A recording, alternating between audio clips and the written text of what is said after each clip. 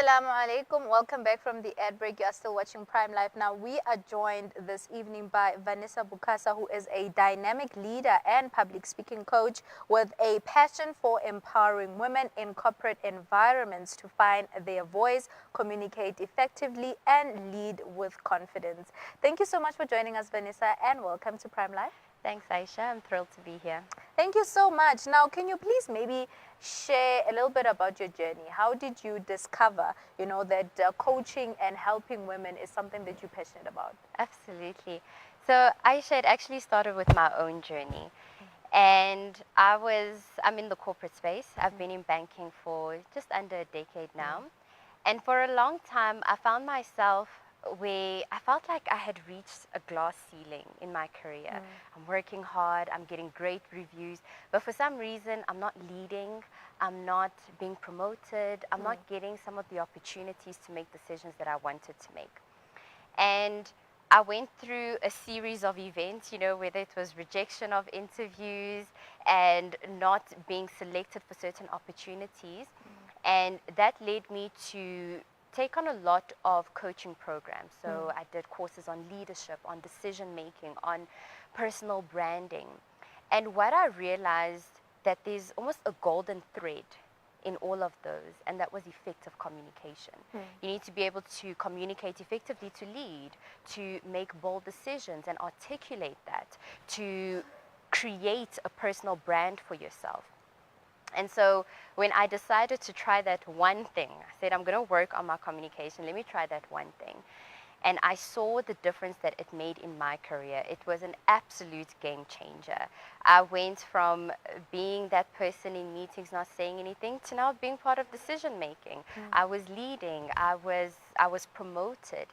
And when I saw what it had done for me, and now I was on the other side, I sit in meetings and I can notice someone who is where I used to be, who is doubting themselves, who's second guessing before they speak, who's overthinking what they want to share. And I thought to myself, okay, the way that it has benefited my career, I don't think it was just for me. I actually want to share this. And so I then branched out into coaching because I realized that it was way much bigger than me. This is an interesting story. So did you eventually get promoted or something? I did. Oh, I girl, did. see, it worked. Okay, we'll get into that. But as obviously you coach people, you come across different stories, and what is the most common thing that you think is an obstacle amongst women who are unable to communicate their needs in their workspaces? What common traits do you see in these women? And that's such an interesting one because as I coach these high-performing, brilliant women, really exceptional at what they do, I realized that one of the most common things that we will see is a fear of judgment. So if I say this, what will they think of me? Will they think I'm not qualified enough? Will they think I shouldn't have been part of this discussion? Will they think that I should have known a lot more than what I'm saying or what I'm asking in this session? Will they judge me? Will I say something where they will think less of me? They will think I'm less qualified. So it really does go down to the fear of judgment. That's one of the common things that I've seen amongst the women that I coach. That is beautiful. Now take us through, the process of actually undergoing your, I would say, coaching sessions. How does it start? How does one actually, benefit? And what exactly do you provide your clients with? Yeah, so an easy way to start, I'll let you know how you can contact me. Yes. An easy way to start is just going on www.vanessabukasa.com. Now, when you land there, you will see a free guide that I have created for my coaching clients to help you to implement strategies today so that you can start speaking more confidently, with more clarity, and a lot more boldly. So that's generally how we start. And then as you realize that you are growing in your speaking, but you want to take it to the next level, then we have various coaching programs, whether it is one-on-one, where it's very personalized, so everything is tailored just for Aisha, or we have group coaching where you are with like-minded individuals. And it's nice to know that I'm not alone, because so many times we think that it must just be me. Everybody else is speaking. I'm the only one who can't articulate myself. And so then there's that group coaching. So those are two ways that we can definitely get into the coaching.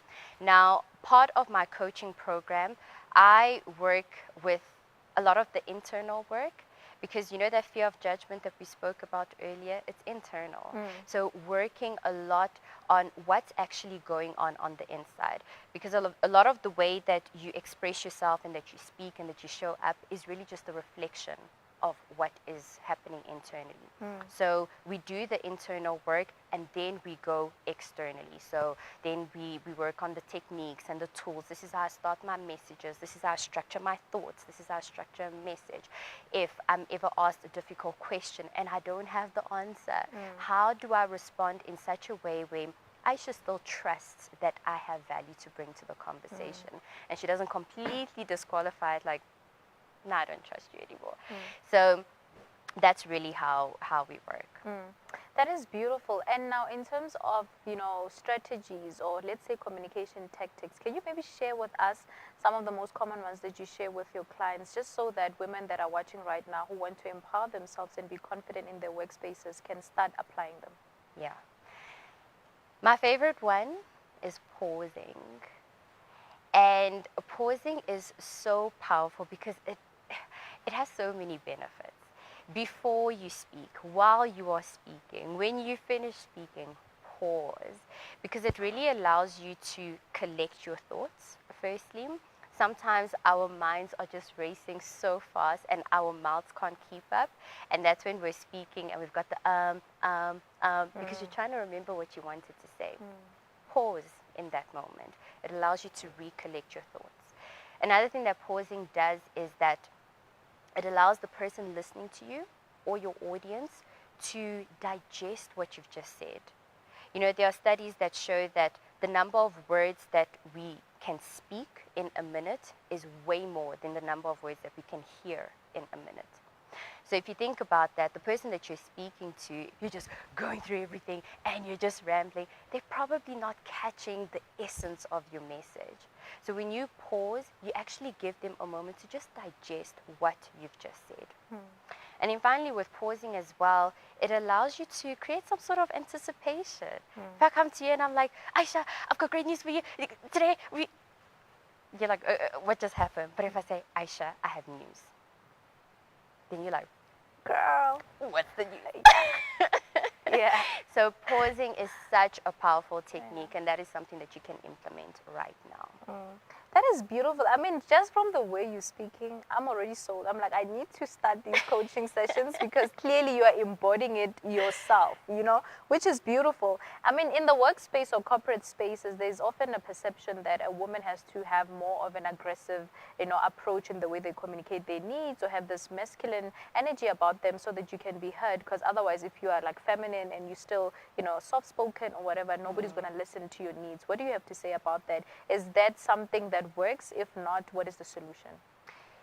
I think what's so interesting about what you're saying, and yes, I've seen it, I've heard it. What's interesting about what you're saying is that so many people think that when they're learning how to speak, when they're on the speaking journey, that they have to sound like somebody else. So you look at the people in power, you look at the people who are influential, and if they look a certain kind of way, if they sound a certain kind of way, if they are a certain gender, then you think you have to be that.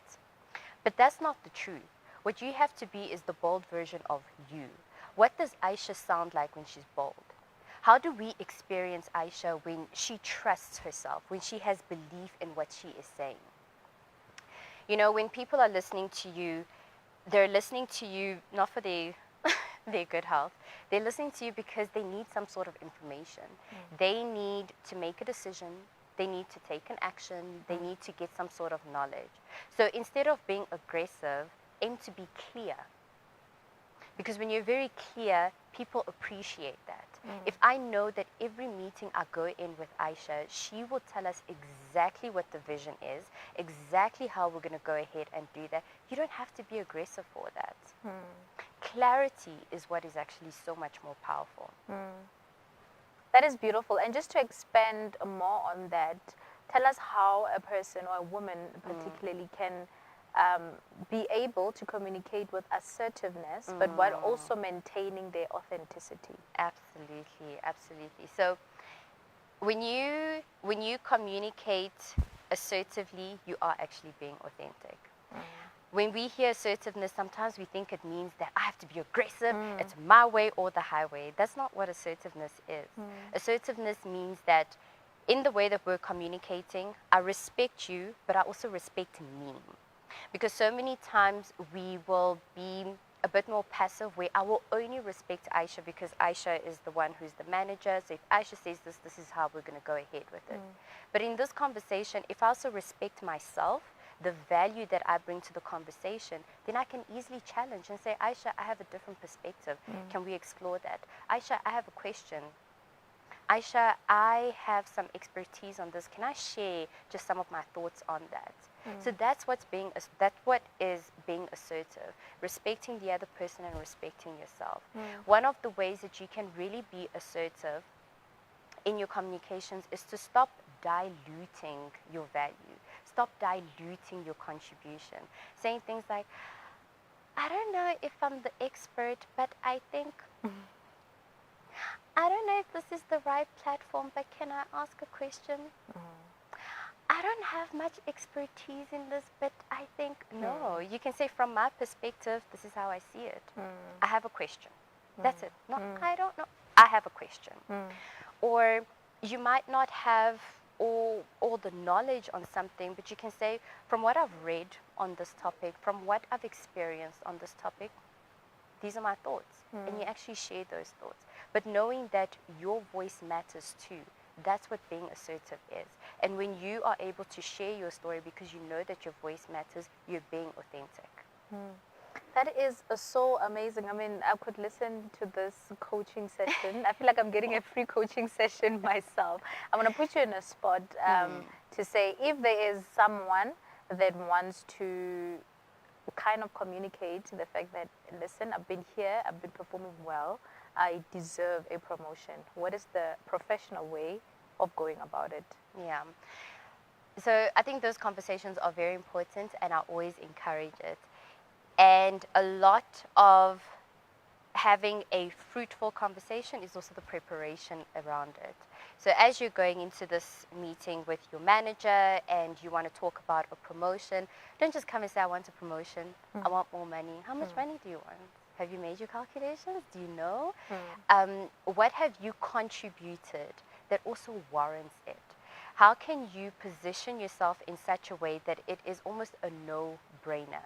So speaking about the actual contributions that you've made, the impact that that contribution has had on the department, on the sales, on the marketing, whatever it is, if you are able to clearly articulate that and then say, based on this, my role has expanded.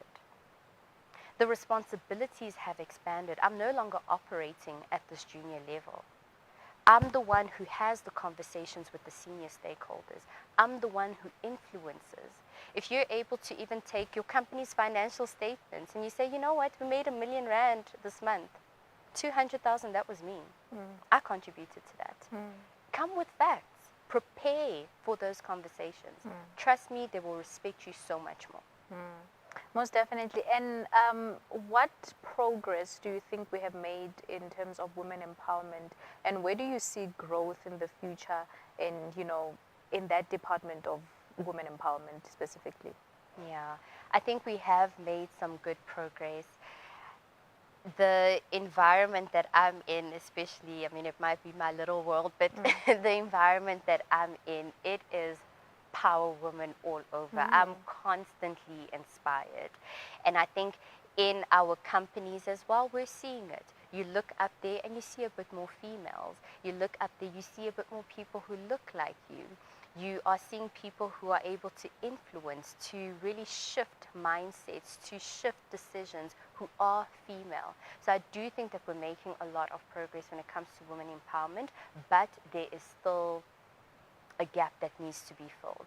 Whether it is women who experience almost a slowdown in their career because they had to take maternity leave, whether it's women who are primary caregivers, whether it's women who are still struggling with being previously disadvantaged in a lot of these corporate spaces. I think there is still a lot of work to bring everyone up to playing field, but there has been some good progress that has been made. And what do you think the society can do, or even women themselves can do, to make sure that we continue contributing towards women empowerment and we continue seeing women dominating in spaces that are usually male dominated? You have to speak up. You have to speak up, and you have to show up confidently, boldly, and authentically. You.